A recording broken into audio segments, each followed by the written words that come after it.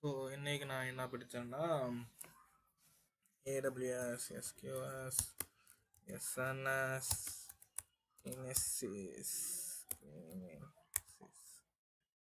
SQS கேசஸ்ன்னு போட்டுக்க முடியும். சுருக்கு எஸ்கியூஎஸ், எஸ்என்எஸ், கினெசிஸ். ஓகே.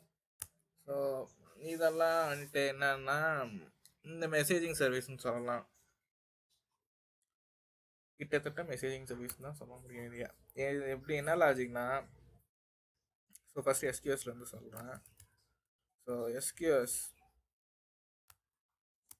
ஸோ இப்போது ஒரு ப்ரொடியூசர் இருக்குது, ஒரு டாப்பிக்கில் ஒரு மெசேஜ் போடுறோம், அது வந்துட்டு ஒரு கன்சியூமர் வந்துட்டு ரீட் பண்ணுறாங்கன்னு வைங்களேன், இது வந்துட்டு எஸ்கியூஎஸ்.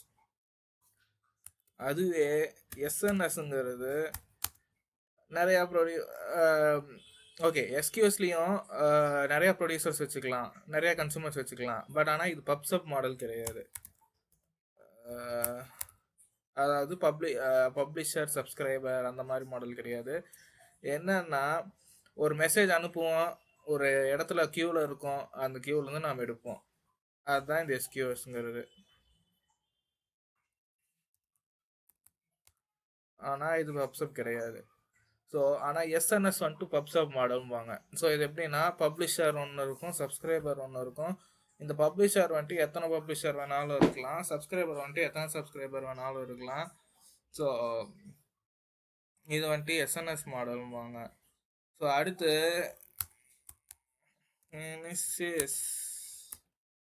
சிறப்பு.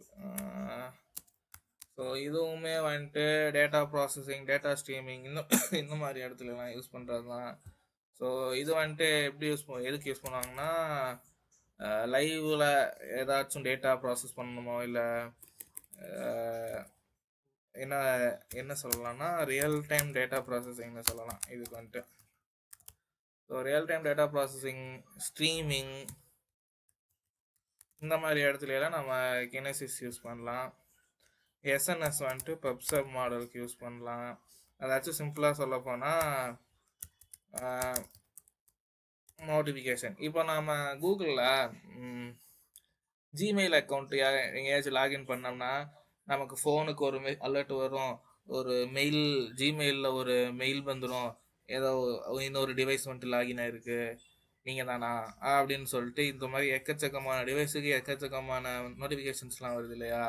ஸோ அந்த மாதிரி இடத்துலலாம் நம்ம இந்த எஸ்என்எஸ்ங்கிற லாஜிக் யூஸ் பண்ணலாம், எஸ்என்எஸ்ங்கிற சர்வீஸ் யூஸ் பண்ணலாம். ஸோ இதுதான் பேசிக்காக எஸ்கியூஎஸ், எஸ்என்எஸ், கினெசிஸ். எனக்கே இது கொஞ்சம் குழப்புற மாதிரி தான் இருக்குது இந்த எஸ்கியூஎஸ்ங்கிறது. எனக்கு அவ்வளோதான் புரிஞ்சுது. உங்களுக்கு ஏதாவது புரிஞ்சதுன்னா சப்ஸ்கிரைப் பண்ணுங்கள்.